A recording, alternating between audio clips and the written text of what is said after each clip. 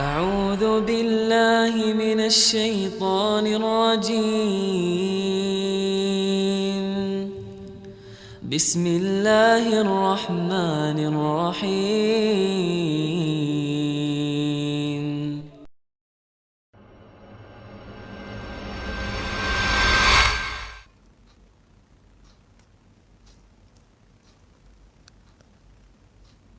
Ini ujian keimanan terhadap firman Allah dan sunnah Nabi Sallallahu Alaihi Wasallam. Sejauh mana kita beriman dan yakin terhadap hadis-hadis Nabi kita Sallallahu Alaihi Wasallam. Di antaranya ketika Nabi bersabda, Inna Ruhal Qudus, sesungguhnya malaikat Jibril membisikkan sebuah hal penting pada diriku.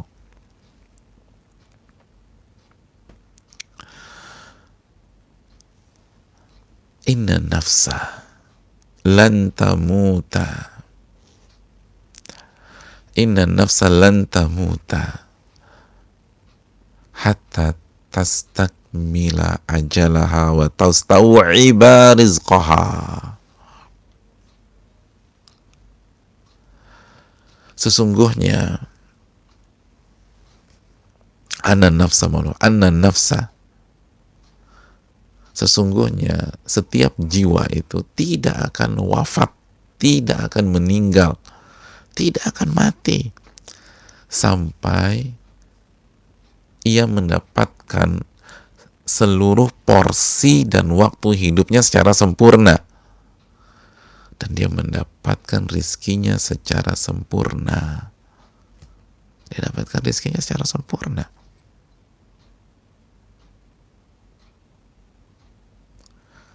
Kalau nggak, dia nggak akan wafat. Fattaqullaha wa ajmilu fit talab, maka bertakwalah kepada Allah. Lihat sabda Nabi, tenang aja, orang itu nggak akan meninggal sampai dia dapatkan seluruh porsi hidupnya dan sampai dia dapatkan seluruh rizkinya. Jadi nggak ada orang hidup nggak kebagian rizki, itu nggak ada, pasti ada. Pasti ada. Cuman kita nggak percaya, itu yang buat masalah. Kurang yakin, itu karena kita lebih percaya omongan pasar daripada sabda Nabi Sallallahu Alaihi Wasallam. Kita lebih percaya berita padahal itu hoax misalnya. Itu nggak hoax saja belum tentu benar. Karena manusia kan bisa salah dalam memprediksi. Manusia bisa salah dalam beranalisa. Tapi Allah dan Rasulnya nggak pernah salah. Allah berfirman tentang nabinya sallallahu alaihi wasallam, "Wa may yantiqu 'anil hawa in huwa illa wahyun yuha." Nabi tidak pernah bicara dengan hawa nafsunya, namun wahyu Allah wahyukan kepada beliau. An-Najm ayat 3 dan 4. Dan Nabi mengatakan, setiap jiwa tidak akan meninggal sampai porsi waktunya dikasih, jatah hidupnya full, dan rizkinya dia dapatkan semua. Maka fokusnya adalah bertakwa kepada Allah. Dan Nabi mengatakan dalam hadis lain, at-taqwa hahuna. Takwa itu intinya di sini, di dalam jiwa, di dalam hati. Perbaiki hati kita. Lalu ketika hati baik, maka semua akan baik.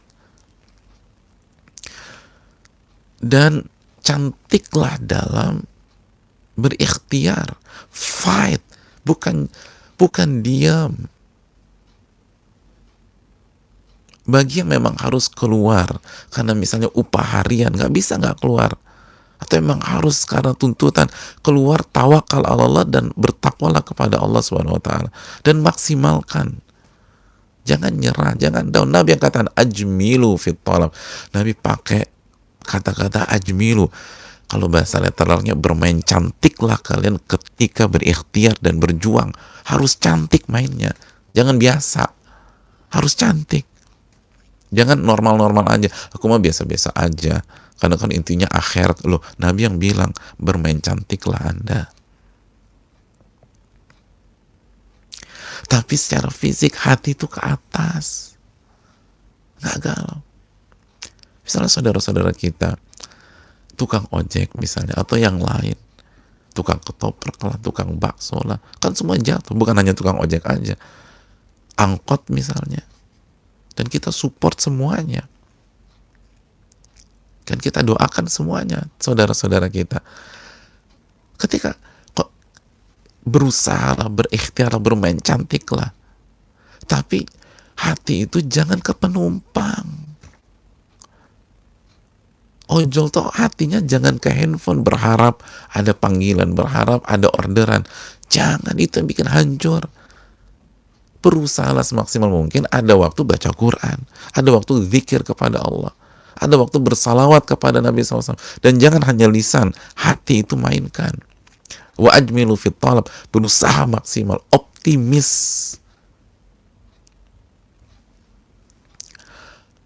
Saudaraku yang Allah muliakan, lalu ketika kondisi seperti ini, kata Nabi SAW, wala yahmilanna ahadukum istibta'a rizki an yatlubahu bimaksiatillah, dan jangan sampai salah seorang dari kita terprovokasi kondisi di saat rizki lagi seakan-akan rizki lagi sulit, pada saat rizki lagi lambat, untuk memilih mencari rizki tersebut dengan cara maksiat.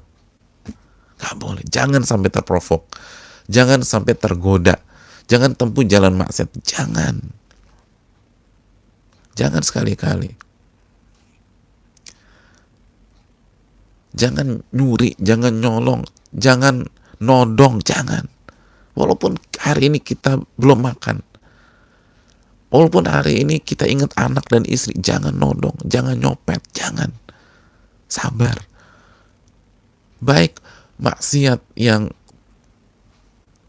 sifatnya personal sampai maksiat yang sifatnya makro, chaos dan lain sebagainya, jangan.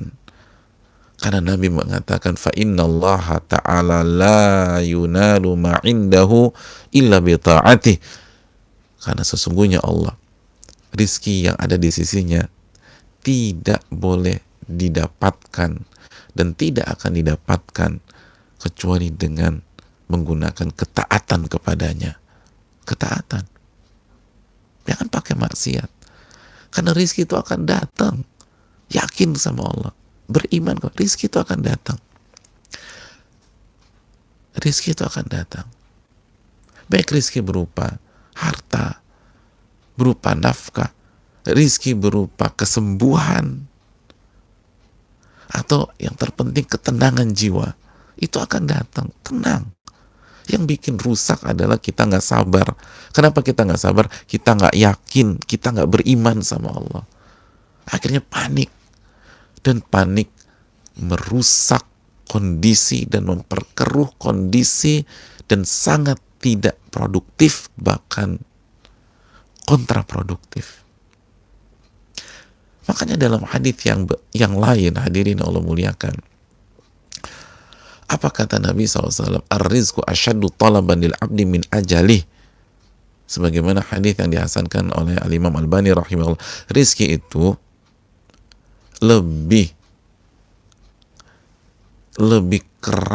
keras mencari seorang hamba daripada ajalnya. Jadi kalau ajal itu pasti, rizki pasti juga, bahkan lebih, kata Nabi. Dan saudaraku, simaklah hadis riwayat Imam Tabrani ini. Kata Nabi SAW, lau farra ahadukum min rizkihi la adrakahu kama yudrikuhu ajaluh. Apabila salah seorang dari kalian kabur dari rizkinya, rizki itu akan ngejar dia dan akan mendapatkan dia sebagaimana ajalnya itu akan mengejar dan mendapatkannya. Kita nggak bisa lari dari ajal, sebagaimana itu kita nggak bisa lari dari rizki. Subhanallah, rizki itu akan ngejar sebagaimana ajal itu akan ngejar. Maka berjuanglah, optimis, sebagaimana kita bahas, yu'jibunil fa'lu. Nabi itu suka dengan optimisme, kata-kata optimis itu suka, mental optimis itu suka. Jangan down. Nabi udah bilang, kalau rizkinya lambat, Seperti hari-hari ini mungkin. Jangan terpancing maksiat, ibadah, bertakwa. Ingat, bertakwa. Dan bermain cantiklah. Putar otak. Minta pertolongan kepada Allah. Minta agar Allah kasih ide kepada kita untuk bisa bangkit lagi. Jangan down. Dan ini semua, hadirin sekalian, adalah buah yang manis jika dalam kondisi seperti ini kita mengingat Allah, bukan memautkan hati kepada makhluk. Makanya lihat Abu Hazim ketika melihat orang atau berhadapan dengan orang yang galau dengan kondisi pada saat harga-harga naik, beliau mengajak mereka untuk mengingat Allah dengan menyatakan, yang memberikan rizki kepada kalian di waktu normal, dialah yang memberikan rizki ketika sedang susah. Dialah yang memberikan rizki ketika harga-harga naik. Ingat kepada dia, jangan ingat kepada harga. Dan yang terpenting adalah daya beli. Harga murah juga kalau nggak punya duit percuma. Maka fokuslah kepada yang kasih rizki. Dekati dia. Takarrub, mendekat. Doa, sujud, bertakwa. Allah akan kasih rizki dari arah yang tidak kita duga-duga.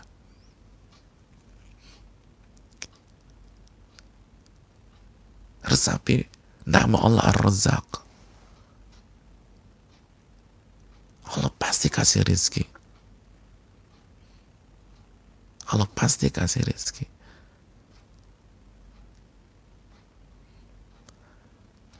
Dan ketika kita yakin ini, maka hanya kepadalah kita beribadah, hanya kepadalah kita minta, hanya kepadalah kita pautkan hati kita, hanya kepadanya kita bergantung, hanya kepadalah kita berharap dalam kondisi seperti ini.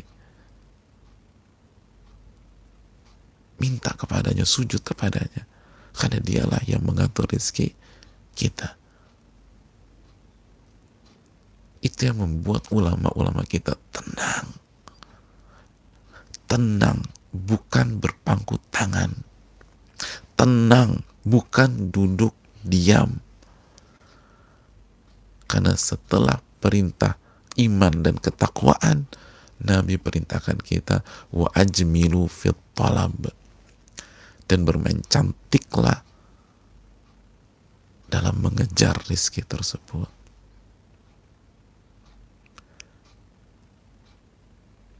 Dan berada di rumah sekalipun bukan hambatan, karena betapa banyak ide-ide itu lahir dari rumah. Kita yang mengerti banyak maklumat tentang ahli dunia atau perkembangan teknologi pada hari ini pasti mengerti kalau kita mengucapkan betapa banyak ide yang merubah dunia secara positif hari ini, itu berasal dari rumah dan garasi-garasi. Ya, rumah dan garasi. Lalu merubah peta dunia secara positif. Apa susahnya Allah? Bagi Allah kasih ilham seperti itu, kasih ide seperti itu. Mintalah kepadanya, jangan pesimis.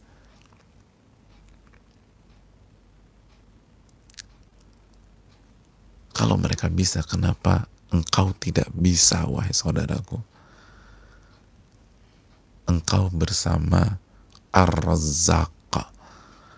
Kalau hari ini, terakhir, kalau hari ini, kalau perusahaan kita tutup atau usaha kita berantakan, gulung tikar, kalau hari ini kita bersama orang yang paling kaya di Indonesia, walaupun perusahaan kita tutup, usaha kita berantakan, lalu kemungkinan besar kita harus istirahatkan dan rumahkan seluruh pegawai, saldo kita tinggal untuk besok atau lusa. Tapi tiba-tiba pagi ini kita dapat telepon dari orang yang paling kaya di Jakarta atau yang paling kaya di Indonesia. lalu mengatakan, saya akan cover Anda. Gimana perasaan kita? Lalu bagaimana dengan hamba yang bersama dengan Robnya, dan Robnya adalah Ar-Razzaq, Al-Ghani, yang maha kaya dan maha memberikan rizki. Apakah hal ini benar-benar tidak ada tempat di hati kita? Apakah fakta ini sama sekali nggak bisa membuat kita tenang? Lalu kemana iman kita, saudaraku? Aqulu qouli hadza wa astaghfirullah li wa lakum. Kita bukan siapa-siapa, tapi kalau kita beriman dan bertakwa, kita bersama yang maha kaya dan yang maha memberikan rizki. Aqulu qouli hadza wa astaghfirullah li wa lakum. Subhanaka wa bihamdika asyhadu an la ilaha illa anta astaghfiruka wa atubu ilaik. Assalamualaikum warahmatullahi wabarakatuh. أعوذ بالله من الشيطان الرجيم بسم الله الرحمن الرحيم